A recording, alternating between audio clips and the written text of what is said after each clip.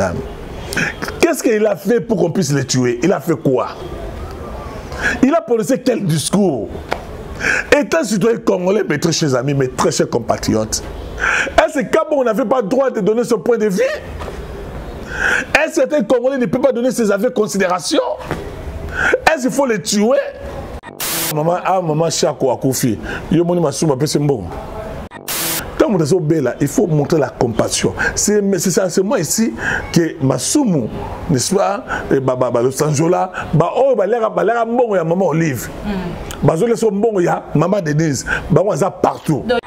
Au bout de d'autres naïo, ma fille bonne va tirer un jour pas président va théâtre pour le lobe à succès, pour le lobe à tirer un film, bataille maintenant on peut pas producteur, pour le lobe à tirer un film, bah Johnzing, bah metteur en scène, bah chef de groupe, combien? Ils ont quoi là? Hein? Rien du tout. Donc, il faut espérer pas un Zambé. Ma bé et l'équipe trop dans le monde des théâtres. Mon boule l'équipe trop, qui nous côté trop, magie côté trop, qui bongang côté trop, bah les zibiennes bah côté trop bah. Très chers amis internautes de Mantali Matumo la télévision, bonjour et bienvenue dans votre nouveau numéro. Babi chez mes amis qu'on a YouTube Mantali Matumo la TV. Na pesi mbote na yemoko boss depuis Paris, Mantali Matumo depuis Paris. Et puis l'autre est artiste et comédien moko, auto découvrir juste après ça.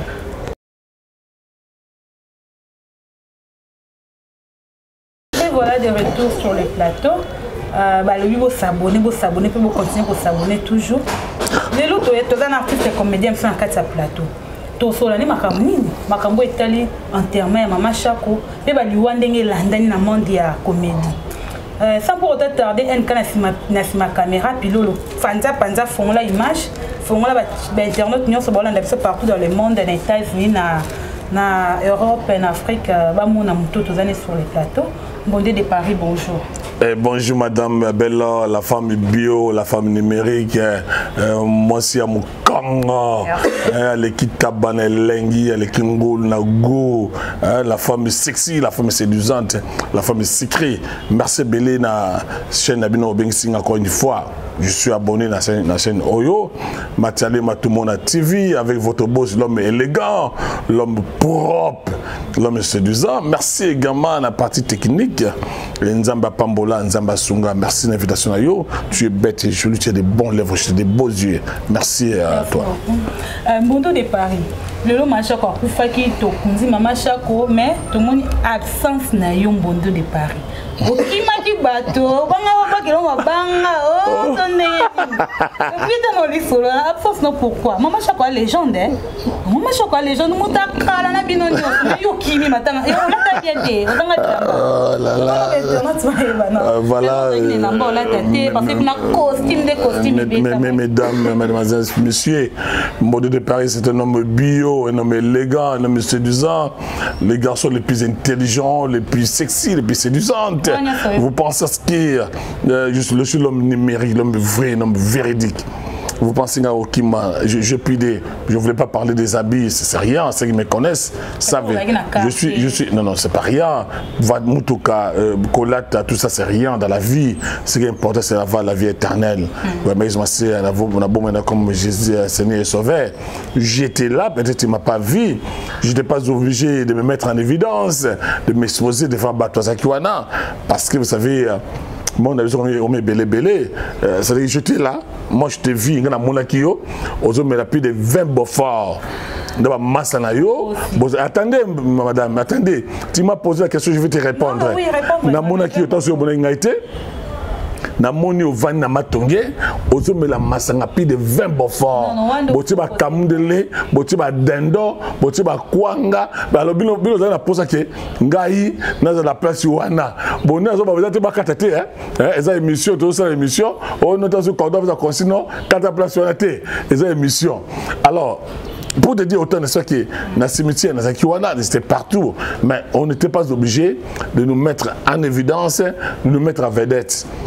Tout le monde a gagné Bondo de Paris à Zakiwana. Parce que tout le monde a quitté dans la victoire.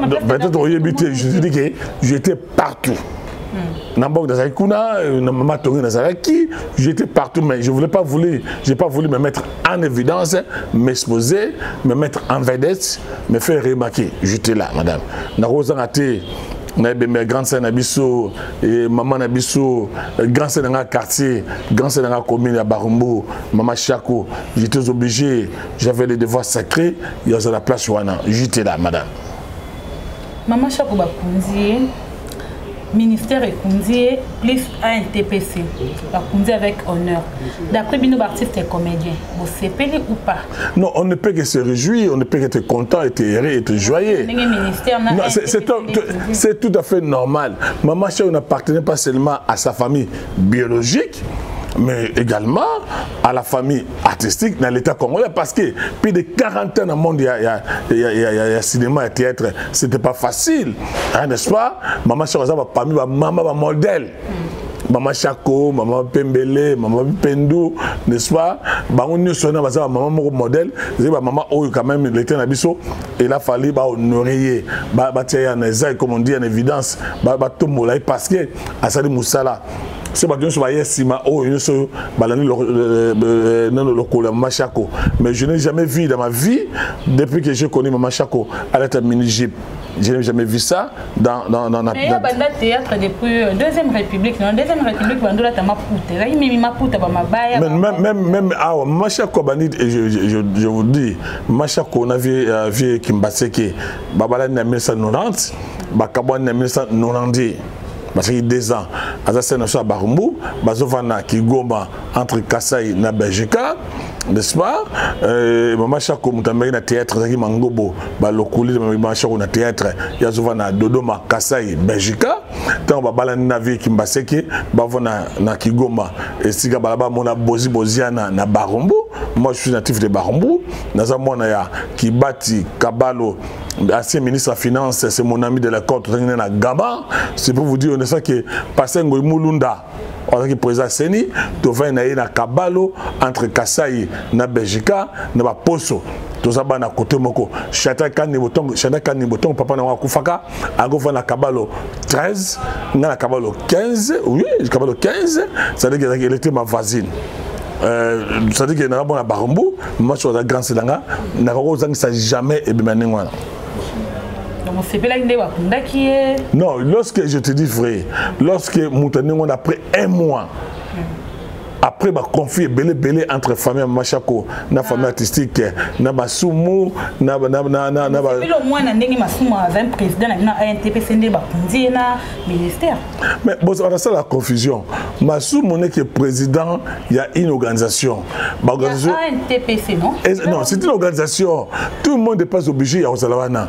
Ça s'appelle une organisation naïe et maintenant vivant. Caleb a une organisation naïe, Los Angeles a une organisation naïe. Kadjombo. Non, je te dis, nous sommes dans une démocratie, nous sommes en liberté, création d'association, et ça est belé. Mais pour dire autant, c'est Massoum qui avait commencé ça, après, l'association est Botami. Nous avons dit, mais prenez la présidente, tout le monde a vu mon nom là pour faire. Maman Olive va payer son bon. Il fallait papa Massoum Azara. Bon, Massoum a dit là moto. Maman Chako a confié. Il y a Massoum a payé son bon. Est-ce qu'il a été reçu par les premiers ministres? Les premiers ministres, attendez, madame. Qu'on confonde comme ça, ministère, qu'on a confusion entre ministère était na Massoumouté. Aza est né nangai. Tant que mon aki, maman Chako tant Kofi. Les premiers ministres n'a pas reçu Massoumou. Les premiers ministres a reçu famille maman Chako na Chaka Congo. C'est le gouverneur de la ville de Kinshasa qui a reçu Massoum avec son groupe na famille naïe. Mais quand Chaka Congo, il y a non, parce que je veux dire qu'il avait un problème, un conflit entre Massoum na Chaka Congo. Tu as vu, n'est-ce pas, que Chaka Congo Massoum a menacé pour traduire Chaka Congo en justice. Il y a Dimo aussi, hein, qui est aussi malade, il est dans l'hôpital HG, et puis il a menacé même Los Angeles, qui a demandé un lâche, un naïf, qui a demandé après pardon, Bolimi Sangaï, il y a Papa Nabiso, tout ça, un lâche, des gens qui ne savent pas s'assumer. Quand ils disent des vérités comme ça, de pérer. Lorsque vous critiquez quelqu'un, n'a pas comportement, n'a pas attitude, n'a pas pratique. Vous devez vous assumer. Les gens sont dans ça du chantage, n'a fundaye, n'a kansaye, et toi tu passes à la télévision pour t'agenouiller, pour demander pardon aux agaya nabiso. Non, non, c'est ça qu'on a dit. Il y a un autre qui non, batoye ou s'assimiter. Un homme vrai, un homme véridique. Tant on le dit Kambo, naïe. N'est-ce pas? Il va rester dans sa voie là. Et ça, le va changer. Non, ça, c'est pas un grand homme. Voilà. Bondo de Paris, le but qui est na manque, au qui tient victoire, la place des artistes, au qui tient cimetière. Mais tu as absolument les cas de cimetière parce que non, président Massoum, na chaque accom. Mais tant qu'il y a papa Massoum, un homme intelligent, jamais au ça va vous bana qui est dans tout jamais. Yo Moussa comme chroniqueuse, comme journaliste, au ça la comme ça les bateaux. Au niveau, attendez madame, attendez, au niveau de Bondo de Paris, jamais encore qu'un homme Bondo de Paris, bien avec amour. L'homme bio. L'homme bio. Voilà. Jamais encore Simba na Moutenanzoto, na lié à cimetière jamais. Un homme intelligent, jamais au Simba na chaque accom. Yo na no kati na mode théâtre bato abundi ba finga ba soigner. Mais je te dis que dans moi j'ai vu des choses dans la caméra na ngai, dans la image na ngai, dans l'exemple na chaîne de télévision na ngai, Mbondo Sakola TV. Na mamunioso on appelle ça caméra cachée. Tous les à côté, on appelle ça les à côté. Tous les à côté na mona ki na ngai.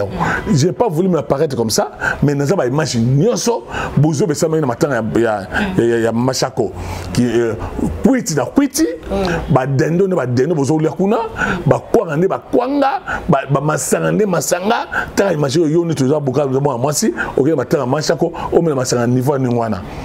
Et c'est comédien.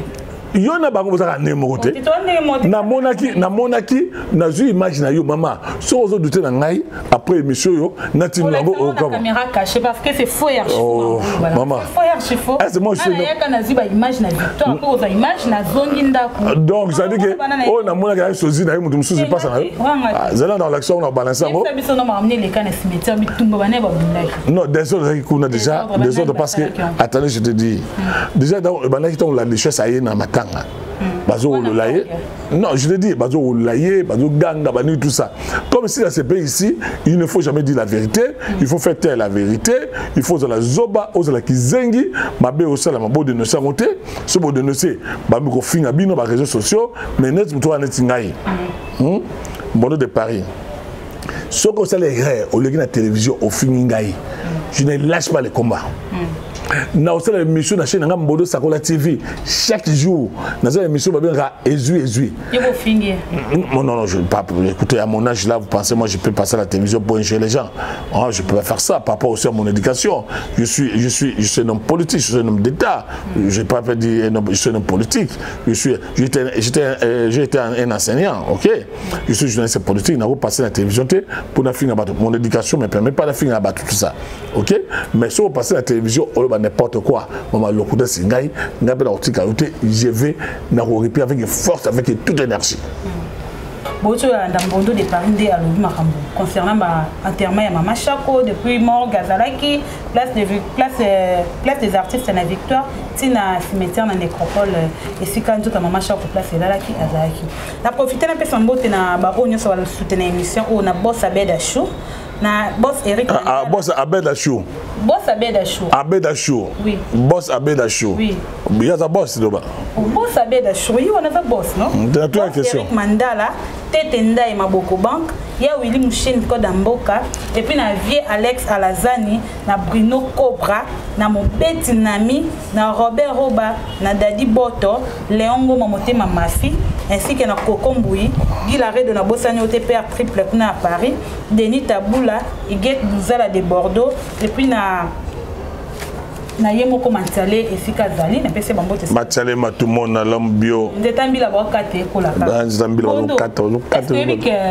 Olanda groupe Muyombe gauche non ouais j'avais dit autrefois moi quand je l'ai connu à l'époque tant longue pas à Venga 2 parce que groupe mona na balo sombo comme na ozaki kanganga na bakumbu parce que il y a comme un chauffeur mécanicien azom mabana ya Venga 2 je l'ai connu de là et puis ensuite on s'est dit groupe wana il y a aucun mbinza tant qu'il n'est pas na groupe on est quand ngenge ngana ko zwango na otsa nkomo ya bisengo wata wana na no botamité ozako na ba éviter so bota yo oza so wapi na ibu tu za ite tu wa ina mayombe kuna na okabo so kata bilanga so sala nenge na ibu ko sa kuna te na kata groupe ya Muyombe Gauche vice-président na bango ezaki Guy Mario. Mais les lots Guy Mario a un état critique entre la vie et la mort.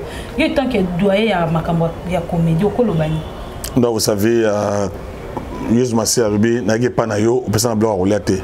N'a pas no personne ou laté. C'est-à-dire, on reconnaît la valeur de quelqu'un pendant qu'il est dans la souffrance, dans la misère. Bah, il a monté sur la Koufi. Non, attendez, je n'étais pas ici, j'étais en voyage. Maintenant, on a le Boutou. Donc, c'est pour te dire autant de ça que j'ai l'intention d'écouter. C'est un frère, c'est un collègue à Moussala. Ok? Il faut être compatissant. Vous entendez bien? Ce que vous là. Puis, tout le temps, Asa a Koufi au bout de matin. Mais quand quelqu'un est malade, il faut l'assister d'une manière ou d'une autre. Parce que malade est comme un liwa, visa sacré, visa mon corps. Je pense à ce que Naoto Landa, ce que moi j'ai pas aimé, et ça comportement ya Muyombe Gauche. Je n'ai pas apprécié à Batutu naïba comportement naïba façon naïba. Attendez, j'y arrive. Muyombe Gauche a belaki awa Covid-19. Na mona na télévision zo lela bo sungangai bo edengai na zo la Covid-19 yo so mo tabeli Covid-19 va aller la télévision ba la télévision vous entendez bien mais tango obi liwa masamba rappelez-vous liwa masamba créer un problème belé autour ya Muyombe Gauche ce n'est pas du tout c'est pas bien monsieur lorsque Moutunayo n'est pas na yo nous sommes à la télévision que Bono Foutaye, il était vice-président à Zaroyate. Mais si vous avez un vice-président à Zaroyate, un bon président, il a un bon sens, il a des bonnes manières, des bonnes façons, il fait quoi? À cause de Moutunaye, il est important, il est opportun, il est normal que moi je regarde la télévision pour avoir le babylon. Parce que moi, si le roi de la télévision, a dénoncé le comportement, vous savez, moi, j'étais dans la matin, il y a ma femme qui s'est j'étais là, madame. Muyombe Gauche pour aïe à matin, c'est tout un problème. J'ai vu, comment on appelle ça, Naomi. Naomi, c'est une gars. Vous savez que Naomi a eu des problèmes sérieux avec Muyombe Gauche par rapport à Bleurouana. Et Muyombe Gauche a fait des chantages à Naomi. Mais Naomi n'a jamais répondu. Antoinette Ingin, je connais, c'est une grande dame, je connais très bien, c'est mon amie aussi. Naomi a mis un ravement, il y a ça, la Kati. Vous voyez très bien. Mais Massa, maintenant, j'ai vu Edi Mouyaka. Pour Edi, on a vu Muyombe Gauche. N'est-ce pas? Mais Muyombe Gauche a Kati.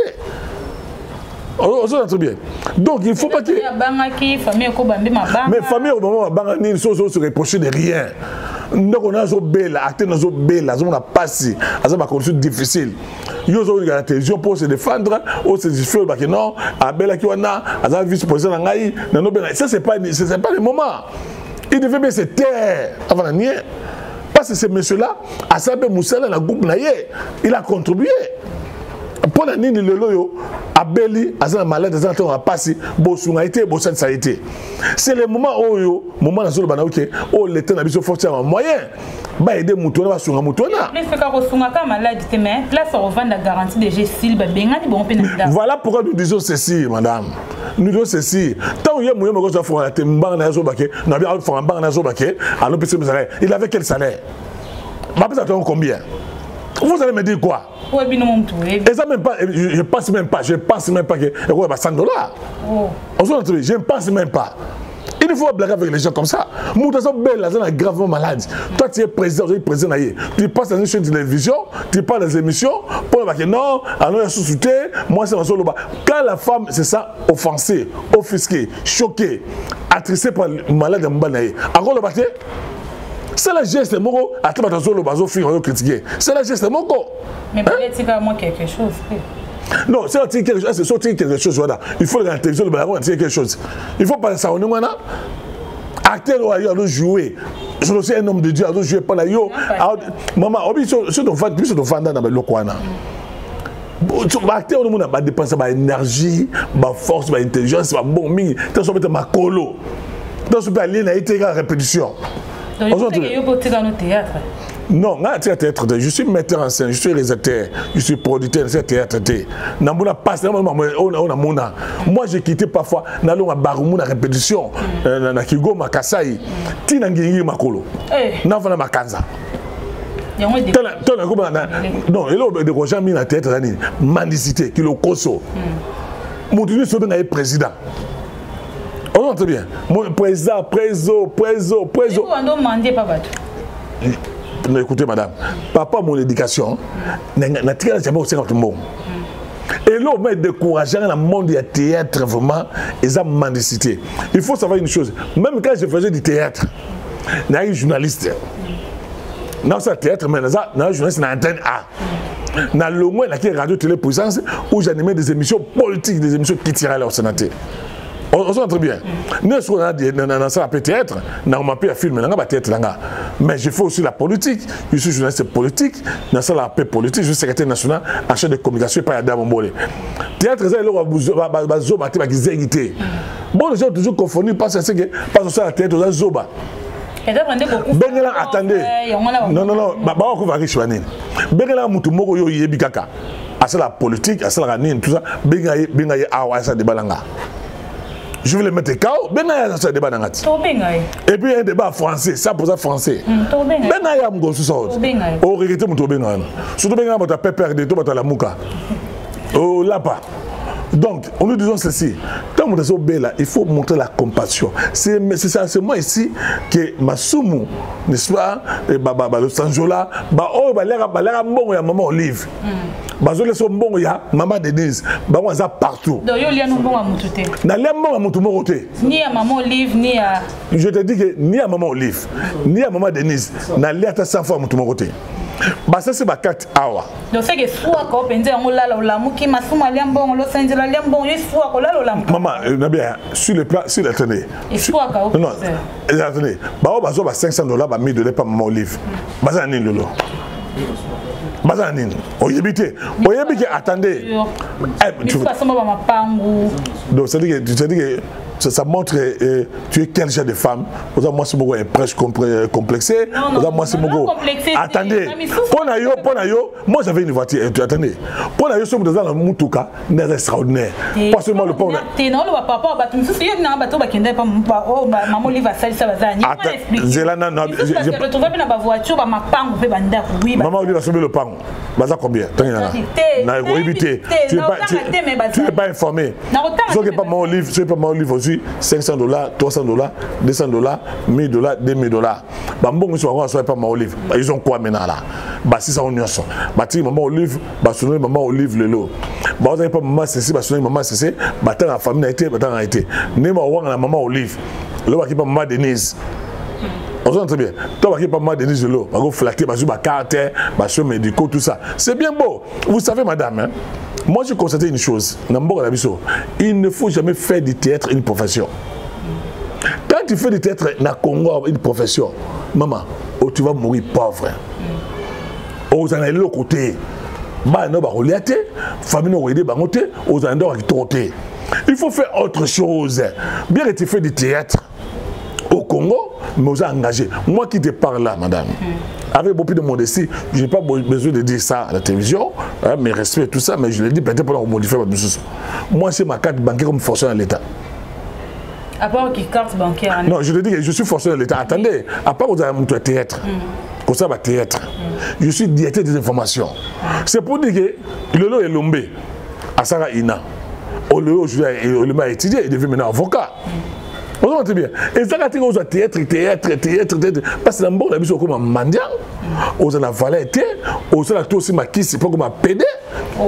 C'est-à-dire que on a pédé, on a Simana Yokuna, on a bateau, Bozana Bankuna. Mono Sakola TV. Donc, au monde, on a battu une chose, on a pensé à la vie facile. On a mutuka, tout a bien, banini, bandako, tout ça. Madame, n'agane maman nga Esther, zabo, n'agane maman Esther Koufa. Papa langa Joseph Koufa bonné azaka babotinga mangise makasa mundadi. Ngape mona mobali pe azuka ngai na sima ngai vraiment ngai na madame la Koufa pauvre. J'aimerais mourir pauvre que c'est la abomination de moi là. On entend bien. J'aimerais mourir pauvre dans ce bakissi. Madame la Kofi, attends, le taureau mais je ne touchais jamais à la magie. Je ne touchais jamais au fétiche. Je ne touchais jamais, je faisais dans ça des abominations. Moi, j'ai une alliance avec le Seigneur. J'ai la promesse du Seigneur. Attends le loté, attends l'obité, attends le simité, avec mon Dieu. Parce que Dieu est dans mon cas. Loi nzamba ça nangai. Namzala, na pasi. Nzambe, le loté l'obité, na tongoté na milité, na pogoté na boutouté. Dieu doit se lever un jour pour bénir biso oyo tokama na Nzambe, na Yezuma siya, toboya ko sala buzoba, toboya ko sima bakisi. Madame, je fais plus de 25 ans dans le monde du journalisme. On entend bien. Tout le monde qui est tout le monde qui ils vont parler de moi. Nandima nanga lelo ba na so mona ba bimiso ba journaliste ba ne po bimba chroniqueur bino ou ya bino so ba chroniqueur zo bimba eza ko tela mutakala pose moi $100 $200 so mutuka na za ko nete na ba na yote ba ngo mingi non on est chroniqueur d'abord. Bon, est-ce que vous savez n'était ça boy je suis un homme bio attendez à mon âge là je suis beau je suis élégant je suis ça non la fille bino ko prater la fille ba chroniqueur je dénonce ba anti-valeur ba immoralité ba médiocrité dans le monde il y a théâtre. Comme dans le monde, il y a journalisme, comme dans le monde, il y a chronique, il y a de nous savoir très bien. Donc, c'est pour vous dire autant de ça que n'a pas de moutara en Haïti, n'a pas de ma question, n'a pas de kindokité, n'a pas de ma majité, n'a pas de ma PDT, n'est-ce pas? N'a pas de mbongo, n'a pas de la dupe, n'a pas de bien le pango. Madame n'a pas de matin, n'a pas de na telekuna, n'a pas de bikok d'enfant kuna, je ne peux pas faire ça. On peut bien faire. Non, je ne parle pas de célébrités, c'est les années que c'était une manière de parler d'une façon de ça que madame Natavana Malou, elle a un côté Balekuna, mais elle a aussi ma question pour notre blog à Mokili. À quoi bon, madame? Mobutu a touché l'argent dans ce monde ici. Mobutu a pillé ces ponts de ces pays ici. Mobutu avait d'argent, il avait pillé. Je vais démontrer, Mobutu avait pillé tout ça. Je ne sais pas si vous avez lu l'argent. Le livre pour Mobutu. Tout ça. Moubabouzi va jouer en bongo. Kadhafi va jouer en bongo. Saddam Hussein va jouer en bongo. Ils sont partis. Tout ce que nous faisons ici sur la terre, ils ont vanité de vanité, maman. À tous les bassi à n'engé, aux yeux à bassi à pembe à mounene à miké tout ça, c'est vanité. À ta yo aux yeux succès à n'engé, des succès périodiques. Comment ils vont avoir des n'engé? Et là nous comparons sa comparaison entre Voloko, na Fali Popa, entre Bozi, na Ferré. Nous on a fait les succès à notre époque. Tout c'est ma cité. Maman, attention au botam na n'té. Tout n'a pas tout on va botama les bossons na bino. Bon est-ce que succès ça va faut simbaki? Non, ils ont ba misusu attendez, ba misusu pour avoir succès, pas comme la mbongo, pas comme la mayele. Génération oui sika c'est ça. Non, qui se bani le loté, qui se bani ba kala, même na Minzoto, oui Minzoto, groupe Minzoto, tu as dans éviter. Groupe Nzoi, groupe Maboke, Maboke Galimba, Mangobo. Tout n'a pas basé, ba Kimbaseke, n'est-ce pas? Ba Nalfa. Ok, Bambale Sombo, Bavingarus, Barois, ok, qui s'est banni le loté, banni Banakala. On a très bien pour avoir succès, pour se protéger, pour bailler bayo, bamoune monkili. Mais moi, c'est quoi? Le succès vient de Dieu. L'élévation ne vient ni de l'Orient ni de l'Occident, mais l'élévation vient de Dieu. Attends le lot yo, moi si, au bien terre d'autres na yo. Ba fi boni ba terre ba d'autres na pas président ba théâtre pour le lot ba succès, pour le lot ba terre na ba film, ba terre metteur on pas ba producteur. Pour le bâtiment de film, metteur en scène, chef de groupe, combien? Ils ont quoi là? Hein? Rien du tout. Donc, il faut espérer pas un Zambé. Ma bé et l'équipe trop dans le monde des théâtres. Mon boule l'équipe trop, qui nous côté trop, magie côté trop, qui bongang côté trop, les lesbiennes côté trop, PD côté dans le monde des théâtres, théâtre et koufi, rien ne marche. Donc, nous sommes là pour dénoncer Banti Valère. Hein? Oh, tout ce qui ne marche pas. Je vais vous dire une chose, madame. J'ai donné ce anti-valeur. Dans le but que la plupart des présidents de groupe, la plupart, pas tous les présidents, bien entendu.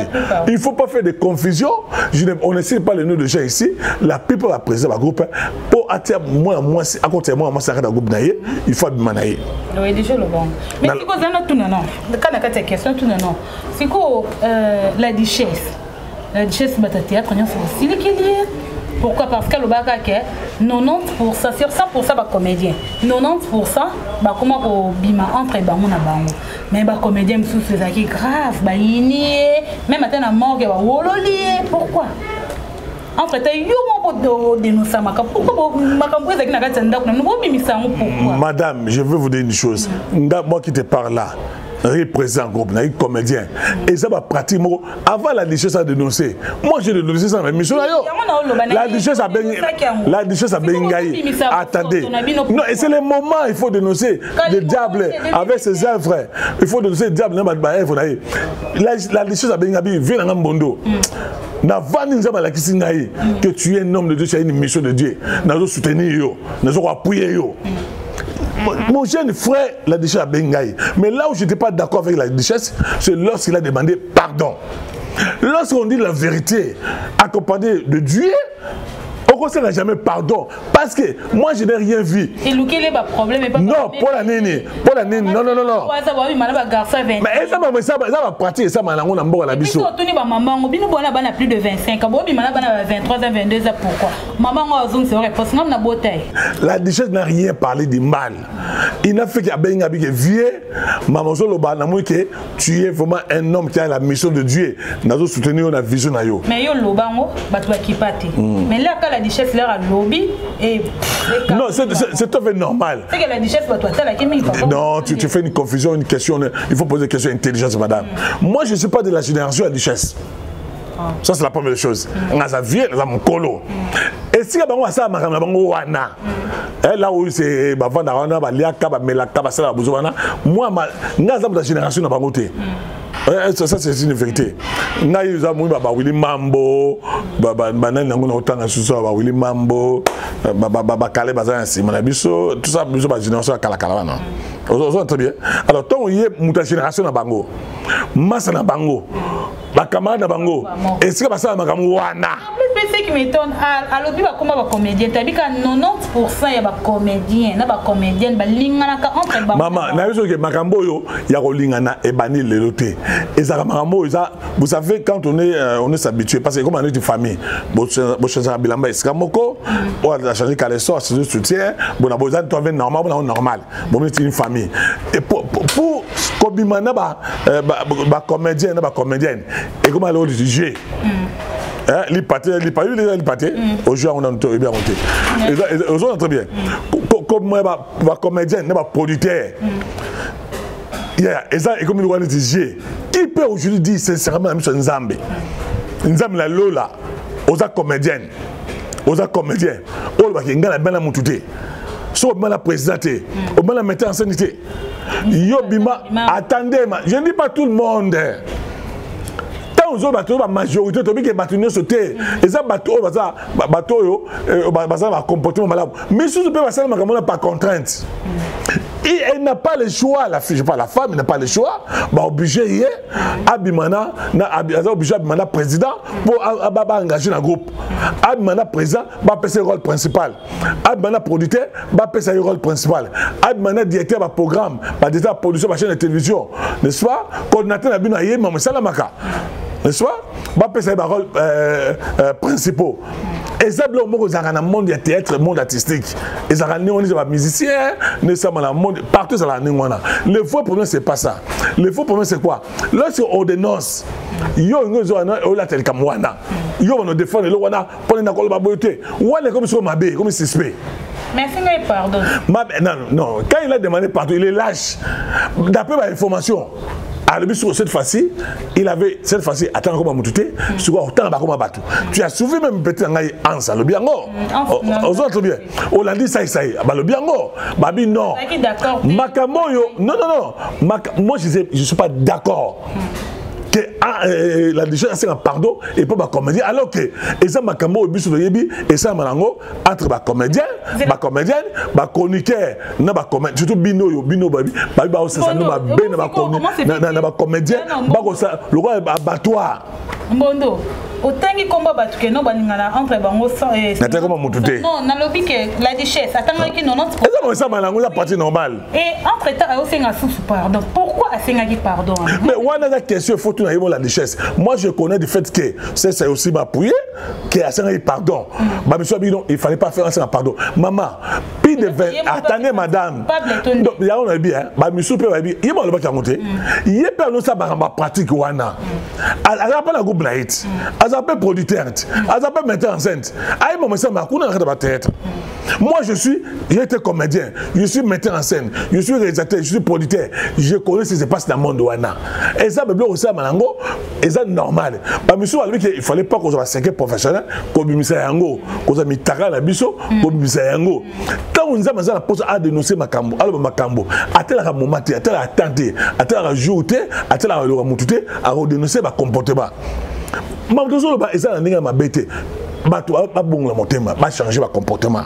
Ba e pa yesu ba sia, maman. Makambo ya kisi, batika, ba komba lesbienne. Mondo to continuer émission. Par rapport ya matang la ndani belé. Maman Chako, toki souffle papa Kadiombo a koufi. Nous avons information papa Kadiombo a koufi. Mais ba misusu balobi papa Kadiombo a koufi na poison. Misusu balobi ba assassiné. D'après yo, na kata monde a okolo bani.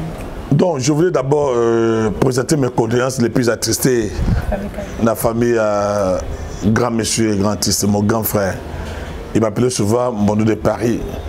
Quand j'ai fait les films à Mbondo de Paris, par exemple, refoulé, viens à Kabbalah Mbongo, Abin, non, tu es grand monsieur, tu es grand acteur.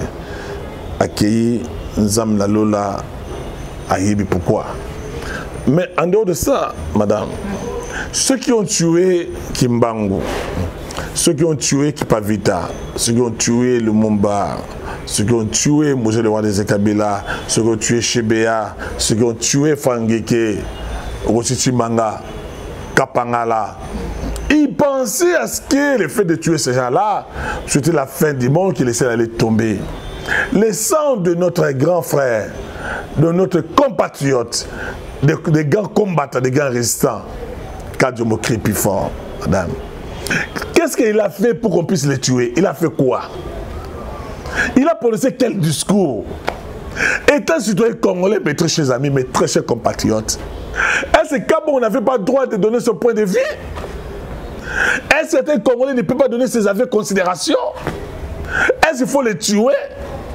Ceux qui ont tué chez Béya, par exemple, c'est que non, il a fallu étouffer la vérité. Il faut éteindre la vérité. Madame, mais je vais vous dire des choses. Il y aura l'autre,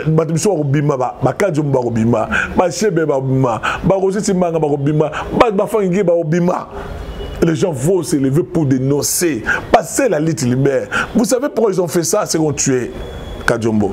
C'est pour faire taire les autres.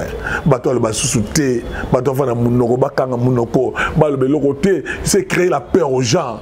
Mais je crois, Dieu qui est juste, ils vont payer ça un jour. Vous allez payer, monsieur. Vous allez payer, madame, de génération à génération. Si vous foutez en côté, vous allez foutre. Si vous allez tu vas payer, tu finis par payer ça. Parce que Dieu est juste. Tu ne peux jamais toucher au sang de quelqu'un. Tu ne peux jamais tuer. Madame. Qu'est-ce que ce monsieur-là, papa Yabana, Azala Moisidaye, Bobo Maye, à quoi il était devenu d'Algérie? Et là, le malheureux il n'a jamais été un rebelle, il n'a jamais pillé ce pays, il n'a jamais été volé. Mais vous laissez les criminels l'économie financière.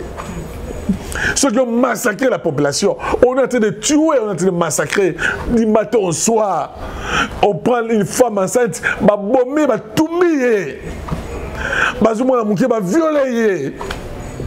Et ces gens sont libres, tout ça. Qu'est-ce que m'a fait qu'on puisse les tuer, madame? Il a fait quoi? Pourquoi on devait les tuer? Les 100%, ça pour rien. Les sangs gratuits de Kadiombo va crier plus fort. Donc, bon, Dieu est juste, madame. Ça fait très mal, ça révolte, ça énerve, ça choque, ça offense en même temps, ça attriste en même temps. Il a fait quoi, ce monsieur? Qu'est-ce qu'il a fait? À quoi il était devenu dangereux? Non, madame. On doit continuer à tuer plus à quand? Personne n'est éternel, personne n'est Dieu. C'est vrai, tu as tué aujourd'hui, monsieur. C'est vrai, madame, tu as tué. mais Dieu te voit. Tu finis par payer. Si tu as tué Kadiombo, c'est pour conquérir le pouvoir, conserver le pouvoir, exercer le pouvoir. Le pouvoir est main de Dieu, c'est Dieu qui donne le pouvoir. Ça fait très mal de voir ça. Vous savez, j'ai trop pleuré, je me suis dit, c'est la lutte libère. Je dois plus pleurer, madame. Dans les sautés, je suis là pour combattre. Nous devons aller sur la fin. Vous savez, les gens m'ont appelé, Mondo de Paris, attention, fais attention, tout ça. Moi, je me suis dit, on peut tuer Mondo de Paris aujourd'hui, mais après tard, il y aura un autre Mondo de Paris. Si aujourd'hui vous dites qu'il ne faut pas redénoncer ma baie, il ne faut pas redénoncer ma miyibi, Bandoki, Yamboka, Bayini Mboka, il faut redénoncer ma montée. Mondo de Paris, tu sais qu'il n'a pas. Dieu est juste, ça fait mal. Tu sais qu'il n'a pas si tu as Kabouanayo, tu côté ma. Kabouanayo, tu sais qu'il n'a pas. Pour que tu continues, nous avons déjà dans Miss de GTL, nous l'avons là déjà. Pour que tu continues, c'est pas bon.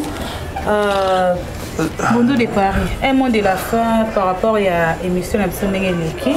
Mon courage, courage c'est la vie. Un mot de la fin, je vais dire Tomilengele malamo Nzambe toyebi mokolote toyebi pengonga te Tomilengele malamo yo to bomaka bato yo do sala mabe osala kindumba yo sima makila bato simba kiss osama mabe ma bien-aimé nazo invité lelo obongola motema nza bazana plan meve pona yo élévation ne vient ni de l'Orient ni de l'Occident mais ni encore moins le succès ni encore moins encore une fois l'intelligence la sagesse bozunyo so mona mukilo so mama osomba lo pango otomona mituka ndenge na ndenge odlata ndenge ndindi un jour nous allons laisser tout. Nous allons tout laisser. Qu'est-ce que nous allons laisser derrière nous? Qu'est-ce que nous allons laisser comme témoignage? Tu vas partir avec les sangs des innocents, avec les sangs gratuits. Pardon, ça fait mal. Ok, comment Kabouana n'a pas de micro? Okay, d'accord. Et voilà, très chers amis internautes, tu comme na souka émission na biso. Tu vois kabala bon te ça pour te na pe sambote na ba onyo so ba soutenir émission oyo. Na bandi on a ba joueur na biso mboka, Chancel Mbemba Demi-Dieu et puis na Room Matmona, Trésor Poutou et puis na Côte Florent Ibenge. Puis ça mbote siko zali na kati ya Maroc. Na kati ya Amérique bino nyonso o bolanda émission on a pe simbote na Honorine Landadio, na Kezi King Mambo depuis Toronto na kati ya Canada. Et puis na Luanda na pesimbote na Junior Mawete na Aimé Sokofer na Coliville na Luanda et puis na Alex Fumuti na Dodé Mandela na Carlos Nzamba il a papa na Carlovena Cecilia na plus 243 ans na kati ya Congo awa na pesi bomba mbote mingi na Céline Nyangi Mokonza Kabelo mère Céline esika ozali bambote belé na Archange Ndongala Mukoko l'architecte par excellence na ingénieur Hugues Tumba à Tonga Tonga na pesa bambote siko zali na Pichu Sita na Dick Luzeidio na Gabi Otogama na JC Kandolo Hotel Laguna et puis na Serge Toto na kati ya Belgique na pesa bambote na Maves Kiala de Bruxelles na Jilingi na de Bruxelles na Bosembongo te espace yambi biso na emoko patron nango David Mavivana sur le Kolenge Gambela na commune Ngirengiri na pesi bon bambote na muto avec na sima caméra NK Pilolo accompagné na Jonas Magonda ainsi que na coordonnateur Yemoko Beloti Kadi Deseni Makufarate vie bambote Skozali ainsi que moi votre humble servante Bellor Luzeidi. On se retrouve à la prochaine et puis bye bye.